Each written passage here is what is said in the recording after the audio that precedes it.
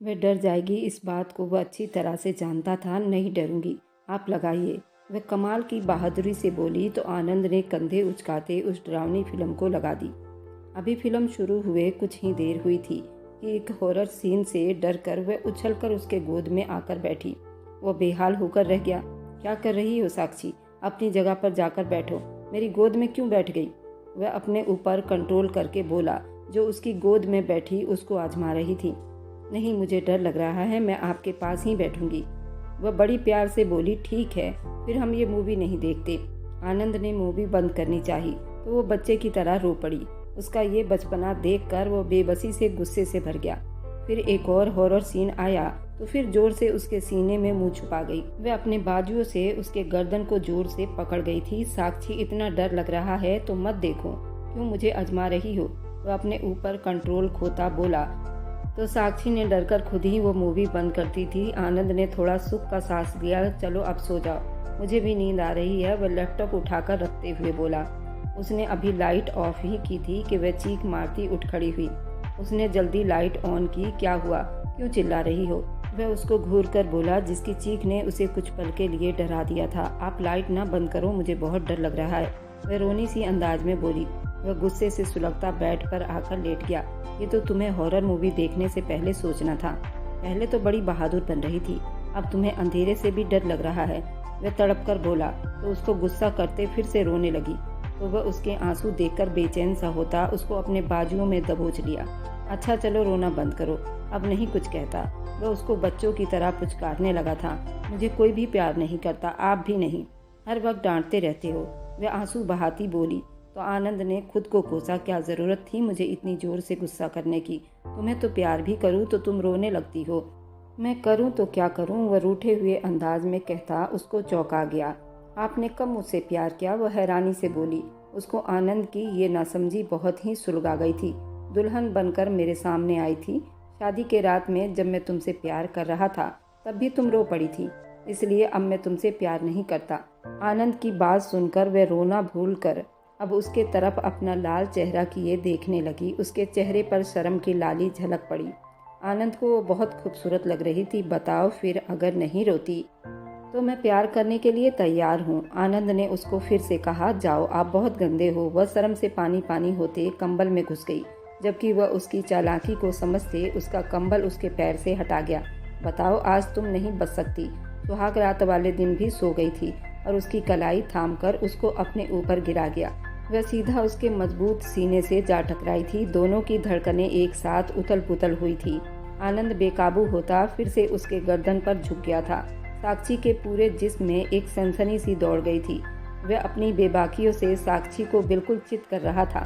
वह बड़ी मुश्किल से खुद को रोके आगे बढ़ने से अपने आप पर कंट्रोल कर रहा था।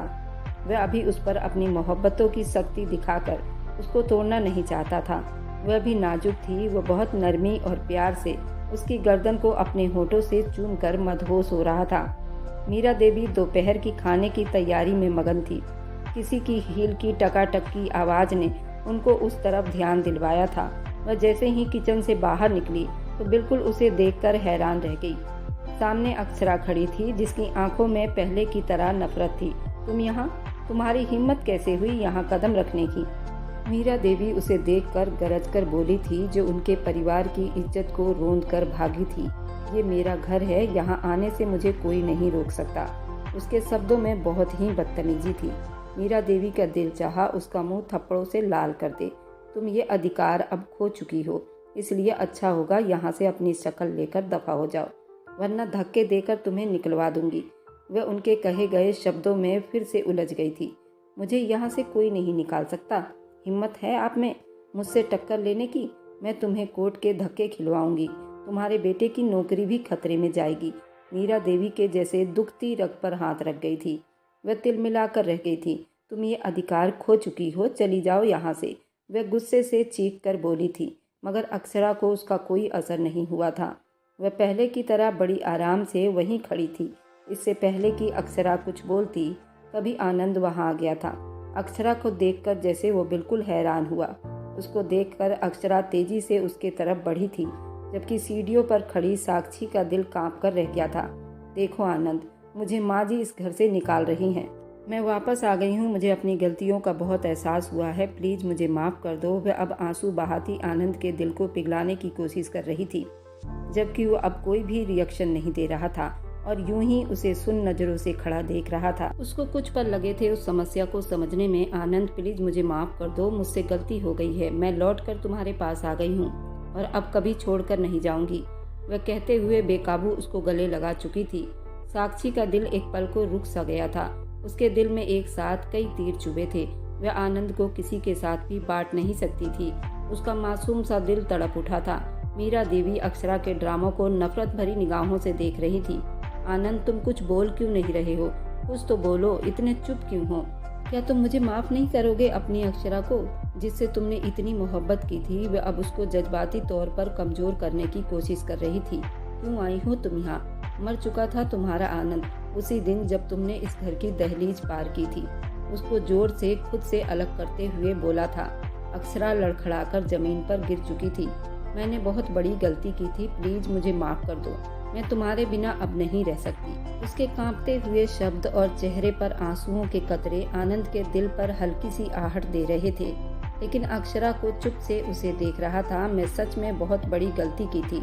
तुम चाहो तो मुझे सजा भी दे सकते हो, लेकिन मुझे दोबारा अपने से दूर मत करो प्लीज। अक्षरा ने अपने हाथ जोड़ लिए थे। उसकी आवाज अब भारी निकल रही थी। उसके हाथ जुड़े हुए थे। आनंद ने एक पल के लिए उसे घूर कर देखा।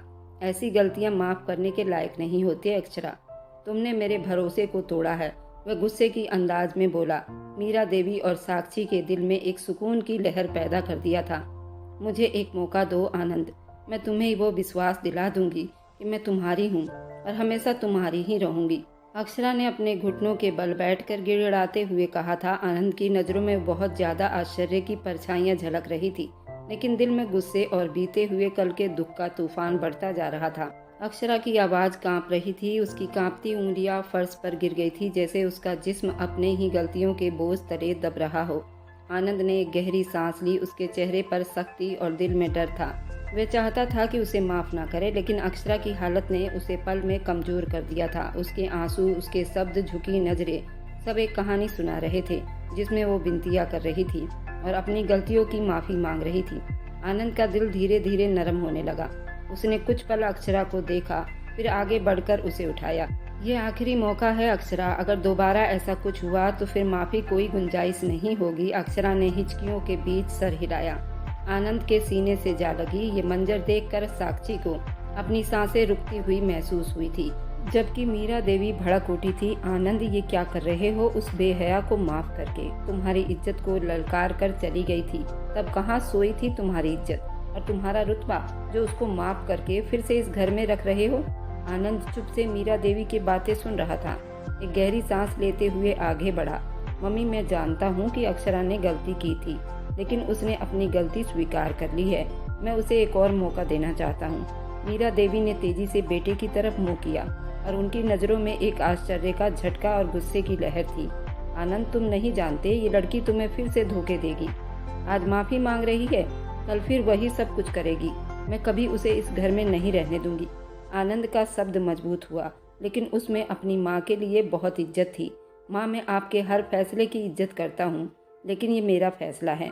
मैं अपनी पत्नी को एक और मौका दे रहा हूँ। आपकी नाराजगी का मुझे एहसास है, मगर मैंने अपना दिल साफ कर दिया है।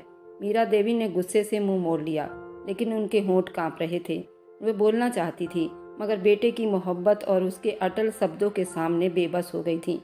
आखिरकार उन्होंने एक गुस्सैली निगाह उस पर डाली और गुस्से में कहा, ठीक है, लेकिन याद रखो आनंद, अगर उसने ये हरकत दोबारा की तो उसकी जिम्मेदारी तुम रहोगे, सिर्फ तुम। वह 2 टके अंदाज में कहकर जा चुकी थी, जबकि साक्षी अपने मुर्दा कदमों से ऊपर की तरफ वापस चली गई। अक्षरा अपने कमरे में दाखिल हुई तो सामने खिड़की के पास एक नाजुक सी लड़की थी। वह चमकती धूप में किसी खूबसूरत मूरत की तरह लग रही थी। पिंक कलर के साड़ी में तो वो बहुत ही ज़्यादा खूबसूरत लग रही थी, जैसे चांद जमीन पर खुद उतर आई हो। अक्षरा के कदम बेकाबू रुक गए थे। उसकी नज़रें उस लड़की के खूबसूरत जिस्म पर गई थी। इतनी खूबसूरत, बड़ी बड़ी मासूम आंखें, एक ऐसी मुस्कुराहट जो दिल को बहला सकती थी। वह पल भर के लिए हैरान हुई और उसकी खूबसूरती में ही खो गई, लेकिन अगले ही पल उसके दिल में जलन की एक तेज लहर उठी थी। तुम कौन हो? अक्षरा की आवाज़ में एक अजीब सा गुस्सा, अजीब से आग के रंग थे। मैं साक्षी हूँ, आनंद की दूसरी पत्नी। साक्षी ने खुद को नॉर्मल रखते हुए धीरे से कहा था। साक्षी के शब्दों में नरमी और चेहरे पर मासूमियत थी। अक्षरा के दिल में जलती आग भड़क गई थी। उसकी नज़रें साक्षी के खूबसूरत चेहरे पर से हट ही नहीं रही थी। दिल में गुस्सा और जलन की आग उठ रही थी, जबकि वो खुद बहुत खूबसूरत थी। कितने अरमान से कह रही हो, आनंद की दूसरी पत्नी। अक्षरा के होठों पर एक गुस्से की मुस्कुराहट उभरी, जिसमें बहुत ज्यादा शिकायत छुपा हुआ था। तुम्हें पता भी है कि मैं कौन हूँ?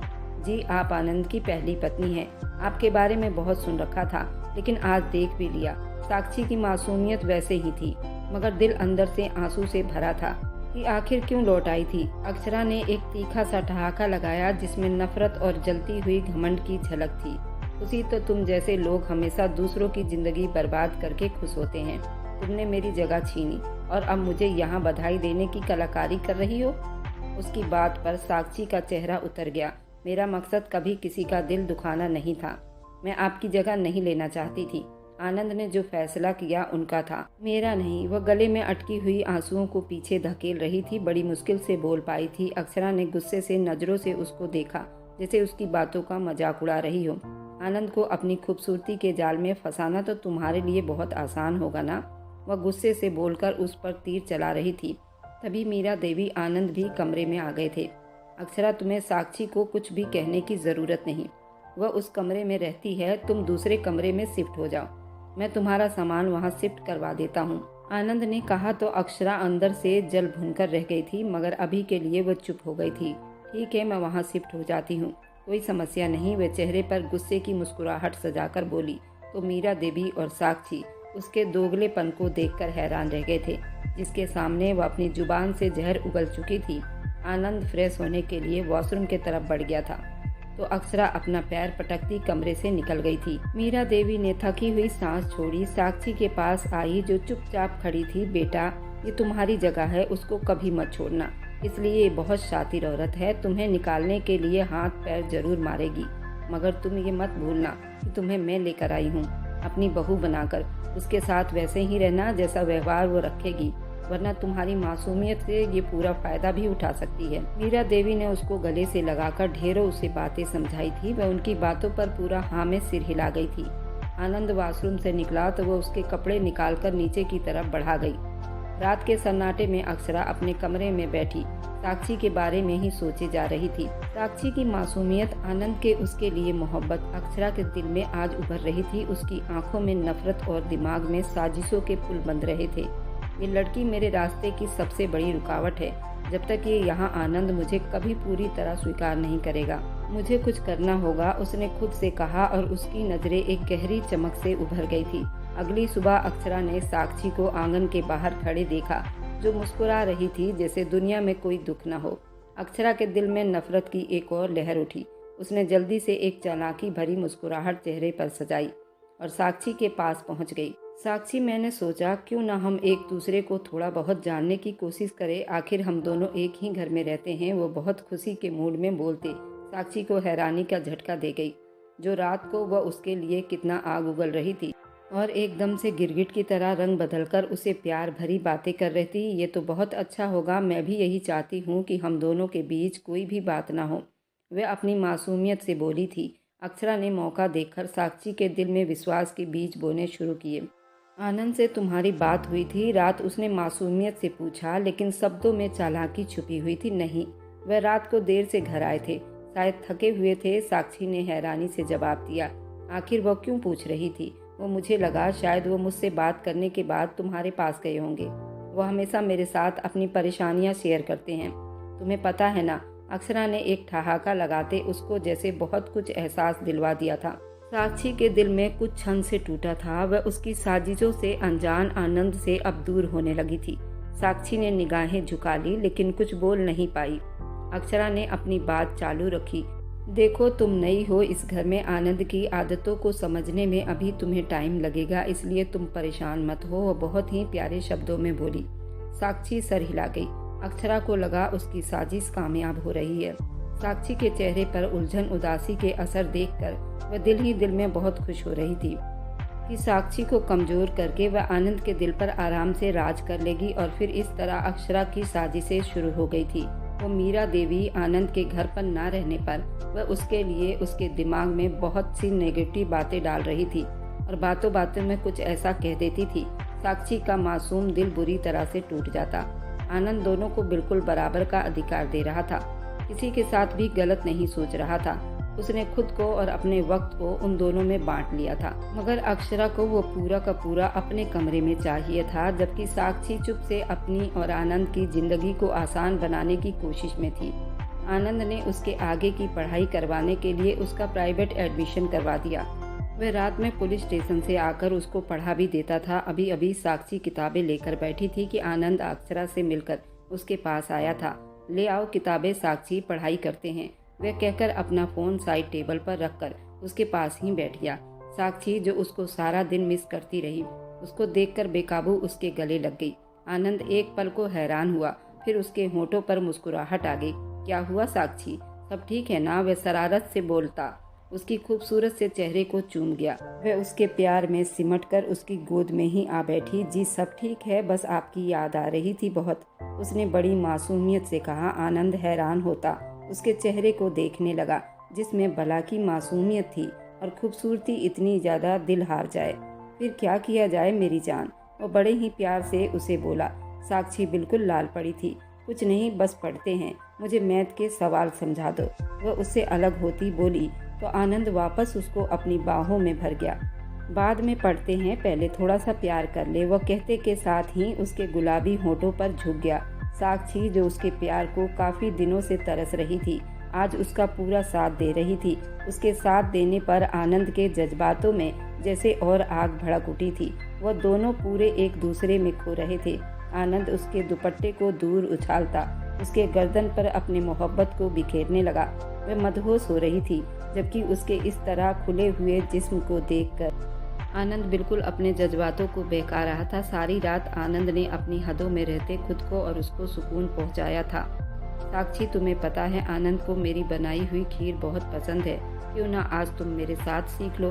वह किचन में थी। अक्षरा ने आकर कहा। मीरा देवी को अक्षरा पर पूरा शक था कि वह साक्षी के साथ साजिश जरूर करेगी, मगर वह इसलिए चुप थी कि घर का माहौल खराब ना हो। साक्षी ने कहा, मुझे तो बहुत खुशी होगी, जो हमेशा अपने घर को सुंदर बनाने में लगी रहती। मुस्कुराकर बोली थी। अक्षरा ने बहुत चालाकी से खीर बनाते टाइम अक्षरा को बहुत सारी गलत चीजें बतानी शुरू की, जिसकी वजह से खीर का स्वाद बिल्कुल बदल गया। चीनी ज़्यादा डाल दो, कई चीज़ें उसने फालतू डलवा दिए थे। आखिर खीर में चीनी हद से ज़्यादा हो चुकी थी और उसमें अजीब सा टेस्ट हो गया था। दोपहर को खाने के बाद अक्षरा ने खीर मेज पर लाकर रखा। सबके सामने साक्षी की तरफ मुस्कुराते हुए कहा, आनंद, आज साक्षी ने तुम्हारे लिए खीर बनाई है, खाकर देखो कैसी है। आनंद ने चम्मच उठाया और खीर का एक चम्मच मुंह में डाला तो उसने चेहरा जल्दी से बिगाड़ लिया, लेकिन वह कुछ बोलने से रुक गया। कैसी बनी है खीर, जल्दी बताओ आनंद। मीरा देवी ये मंजर देख रही थी। उसकी चुप्पी को देखकर झुंझलाकर बोली, आप खुद चख लो। उसके कहने पर जब मीरा देवी ने खीर चखी तो बेकाबू एक टिश्यू उठाकर मुंह को साफ किया था। साक्षी बिल्कुल शर्मिंदा होकर सर झुका गई। उसके गाल लाल हो गए, आंखों में आंसू तैरने लगे। अक्षरा के दिल में खुशी की लहर दौड़ पड़ी थी। वह अपने प्लान में कामयाब हो चुकी थी। आनंद भी देख चुका था, साक्षी किसी लायक नहीं। उसने दिल ही दिल में सोचा था, कोई बात नहीं साक्षी, ये सब सीखने की बात है, अगली बार मैं खुद तुम्हारे साथ खीर बनाऊंगा। आनंद ने अचानक साक्षी का उतरा हुआ चेहरा देखकर नरमी से कहा। मीरा देवी भी मुस्कुरा दी। उनको अक्षरा की सारी चालाकी समझ में आ गई। वह जानबूझकर ये सब कुछ कर रही थी, साक्षी को उनकी निगाहों में फूहड़ दिखाना चाहती थी। आनंद के शब्द से साक्षी के दिल को बड़ा सुकून मिला था, लेकिन अक्षरा के अंदर जलने वाली आग फिर से तेज हुई थी। वह कोई बहाना बनाकर डाइनिंग टेबल से उठकर कमरे में चली गई। मीरा देवी बिल्कुल चुप थी। आज मीरा देवी आनंद किसी शादी में गए हुए थे। ये मौका अक्षरा के लिए बहुत सुनहरा था। साक्षी सीढ़ियों के पास खड़ी नीचे मौजूद नौकरानी को कुछ समझा रही थी। अक्षरा के दिल में नफरत की लहर दौड़ पड़ी थी। ये लड़की मेरे हर रास्ते की दीवार बन रही है, जब तक ये यहाँ रहेगी मेरी जिंदगी बेकार रहेगी। आनंद का दिल तो शायद पूरी तरह उसका हो चुका है, लेकिन अब उसकी किस्मत का फैसला मेरे हाथ में है, उसने खुद से कहा और सीढ़ियों के पास आकर साक्षी के पीठ के तरफ खड़ी हो गई। साक्षी सुनो, तुम्हें आनंद के साथ रहने की बिल्कुल ज़रूरत नहीं। अक्षरा की आवाज़ में एक अजीब सा नफरत छुपा हुआ दिखाई दे रहा था। आप ये क्या कह रही हैं? क्या मैं आपको कभी कोई तकलीफ दी? साक्षी ने पलटकर हैरानी से कहा, तकलीफ नहीं, तुम्हारी मौजूदगी ही मेरे लिए तकलीफ बन रही है। तुमने ये सब कुछ छीन लिया जो मेरा अधिकार था। अब वक्त आ गया है तुम्हें तुम्हारी जगह तक पहुंचा दूं। वह नफरत से बोली थी। साक्षी ने घबराकर कदम पीछे किया, लेकिन अक्षरा ने उसे जोर से धक्का दिया। पल भर में साक्षी का बैलेंस बिगड़ गया और वह नीचे की तरफ गिरती चली गई। उसके मुंह से दिल को हिला देने वाली चीख निकली थी। नौकरानी घबराकर उसकी चीख की आवाज़ सुनी तो जल्दी आगे बढ़ गई। सामने का नज़ारा उसके होश ठिकाने लगा गया था। वह जल्दी साक्षी को अस्पताल लेकर भागे। अक्षरा उसको धक्का देते ही वहां से गायब हो चुकी थी। ये सब क्या हो रहा है? साक्षी कहाँ है? आनंद ने घबराकर तेज आवाज में पूछा। मीरा देवी भी साथ ही थी। साक्षी मैडम सीढ़ियों से गिर गई थी। हमने उन्हें जल्दी अस्पताल पहुंचा दिया। दूसरा नौकर उनके साथ है, एक नौकर ने कांपते हुए आवाज में कहा था। आनंद के चेहरे का रंग बदल गया था। वह तेजी से गाड़ी की तरफ बढ़ा। हॉस्पिटल चला आया। उसके दिल में डर और गुस्से की मिली जुली हालत थी। पीछे मीरा देवी भी परेशान हो गई थी। अस्पताल पहुंचकर वह सीधा साक्षी के कमरे की तरफ भागा था। डॉक्टर ने उसे बताया कि साक्षी की हालत खतरे में है और वे सर्जरी के लिए तैयार कर रहे हैं। आनंद की आंखों में आंसू आ गए थे। दिल में एक अजीब सा तूफान उठ रहा था। ये सब हादसा नहीं हो सकता, उसने खुद से कहा। उसको अचानक याद आया कि पूरे घर में खुफिया कैमरे लगे हुए हैं, जो उसने अक्षरा की बेवफाई के बाद नौकरों पर और साक्षी पर नजर रखने के लिए लगवाए थे। घर पहुंचते ही उसने सीधा कैमरे की फुटेज चेक की। जैसे ही वीडियो चली उसके हाथ कांपने लगे थे। उसने साफ साफ देखा है कि अक्षरा ने ही साक्षी को धक्का दिया था। ये क्या किया तुमने अक्षरा? उसके होठों से धीमी आवाज में शब्द निकले। आंखों में नफरत की लहर थी। उसको उम्मीद नहीं थी कि अक्षरा इस हद तक भी गिर सकती थी। अक्षरा जो अपने कमरे में बैठी खुश हो रही थी कि उसका प्लान कामयाब हो चुका है। आनंद ने दरवाजा धाड़ से खोला। उसकी आंखों में गुस्से की लाली थी। अक्षरा, तुमने जो किया उसका हिसाब देना होगा। तुमने मेरे अब सब्र का इम्तहान लिया। मैं तुम्हें कभी माफ नहीं करूंगा। आनंद की आवाज पूरे कमरे में गूंज रही थी। आनंद, तुम्हें गलतफहमी हो रही है, मैंने कुछ नहीं किया। उसने झूठ बोलने की कोशिश की थी। आनंद ने गुस्से से लपक कर टेबल पर रखी लैपटॉप की स्क्रीन उसके सामने कर दी, जहां वीडियो चल रही थी। ये क्या है? ये तुम्हारी हकीकत है। अक्षरा, तुमने साक्षी को तकलीफ देने की कोशिश की। तुमने सोचा कि तुम्हारी ये घिनौनी हरकत छुप जाएगी। वह गुस्से से दहाड़ी थी। मैं सिर्फ गुस्से में थी, मेरा इरादा ये नहीं था, वह घबराकर बोली थी। आनंद ने गुस्से से हंसते हुए कहा, इरादा तुम्हारा मुझे उससे दूर करने का था। लेकिन सुन लो अक्षरा, आज के बाद मेरे दिल में तुम्हारे लिए कोई जगह नहीं। तुम्हें अब इस घर में और अपनी जिंदगी से निकालने में एक पल भी खराब नहीं करूँगा। अक्षरा अपनी सफाई देने की कोशिश में लगी हुई थी, लेकिन आनंद के चेहरे पर नफरत के असर दिखाई दे रहे थे। मैं तुम्हें अक्षरा छोड़ने वाला नहीं। मैं अपने पूरे होश हवास में अब मैं तुम्हें डिवोर्स दूंगा। अब कोर्ट में मिलेंगे। वह ये कहकर एक झटके से कमरे से निकलता चला गया। पीछे वह बिल्कुल सुन्न नज़रों से उसे देखती रह गई। अपनी बर्बादी को देखती चली गई। उसके चेहरे पर दुख और बेबसी के असर दिखाई दे रहे थे। उसकी साजिशों ने सिर्फ साक्षी को नुकसान पहुंचाया था, बल्कि उसको भी हमेशा के लिए आनंद की जिंदगी से बाहर कर दिया था। वह खाली हाथ रह गई थी। अक्षरा अब जा चुकी थी उसकी जिंदगी से। आनंद उस पर हाफ मर्डर केस का मुकदमा दर्ज किया था और उसका तलाक भी हो गया था, और उसको तलाकनामा उसके मुंह पर मारी थी ताकि वह दोबारा उसका सामना ना कर सके। साक्षी को सच्चे दिल से चाहने लगा था, जो मोहब्बत से बनाई हुई एक गुड़िया थी और उसको दिल जान से चाहती थी। साक्षी को अस्पताल से घर वापस आए 2 दिन हुए थे और मीरा देवी ने अपने दिल के कोने में एक सुकून महसूस किया था। मीरा देवी खुशबुओं से अपने घर को महका रही थी। वह घर में एक सुकून महसूस कर रही थी। मीरा देवी ने साक्षी के वापसी के खुशी में घर में एक सुख समृद्धि के लिए पूजा रखवाई थी। साक्षी की सेहत अब ठीक लग रहा था। उसके नरम होठों पर मुस्कुराहट थी जो सबके दिलों में सुकून पहुंचाती थी। मेरी प्यारी बहू, तुम्हारे वापस और तुम्हारे ठीक होने की खुशी में घर में छोटी सी पूजा रखवाई है। उनके शब्दों में ममता की गहराई थी और सुकून की लहर थी। वह ये कहकर खाने का इंतजाम करवाने चली गई थी। आनंद की नजरें बराबर साक्षी पर थी, जो कमरे के कोने में खड़ा था। साक्षी ने पलटकर उसे देखा और दोनों की नजरें कुछ पल के लिए एक दूसरे से जुड़ गई। ये पल था जिसमें बेशुमार बातें अनकही दास्तां थी, लेकिन दिलों ने सब कुछ समझ लिया था। साक्षी, तुम्हारे बिना ये घर अधूरा था। तुम इस घर की रौनक हो, मेरी दुनिया हो। उसके शब्दों में मोहब्बत और प्यार था। जिसे साक्षी ने पहली बार इतने प्यार से महसूस किया था। आनंद, ये मेरी मुस्कुराहट आपकी मोहब्बत की बदौलत लौटी है। साक्षी निगाहें झुकाकर शर्मीले अंदाज में बोली थी। आनंद उसके तरफ मोहब्बत भरी निगाहों से देखा और हाथ बढ़ाया, जिसने अपनी सारी मोहब्बतें और अपनी इच्छाओं के लिए उसे ही सब कुछ समझ रहा था। साक्षी ने और पास आकर उसका हाथ थाम लिया था। कमरे की हवाओं में खुशियों की महक फिर से गूंज उठी थी। जिंदगी ने उन सबको एक नई शुरुआत का मौका दिया था, जहां साक्षी और आनंद की मोहब्बत गहरी हो चुकी थी। मीरा देवी का दिल अब सुकून में बीत रहा था। ये था साक्षी और आनंद की प्रेम कहानी। और मेरी वीडियो आप लोग जहाँ कहीं से भी देखते हैं, कमेंट में अपने शहर और राज्य का नाम ज़रूर बताएं। मुझे आप लोगों के कमेंट पढ़ने में बहुत आनंद आता है और उन सभी का मैं बहुत बहुत धन्यवाद करना चाहती हूँ। जो लोग मेरी वीडियो को देखते हैं, लाइक करते हैं और शेयर करते हैं। अगर आपको आज की कहानी पसंद आई है तो वीडियो को ज़रूर लाइक कीजिएगा और अपने दोस्तों के साथ शेयर भी कीजिएगा। और हाँ, अगर आपने अभी तक हमारे चैनल को सब्सक्राइब नहीं किया है तो ज़रूर सब्सक्राइब कर लें। मिलते हैं हम अपनी कल की एक और नई दिलचस्प कहानी के साथ। मुझ पर सदा अपना प्यार और स्नेह बनाए रखें। सभी को मेरा प्यार भरा नमस्कार दोस्तों। खुश रहें, स्वस्थ रहें, मस्त रहें।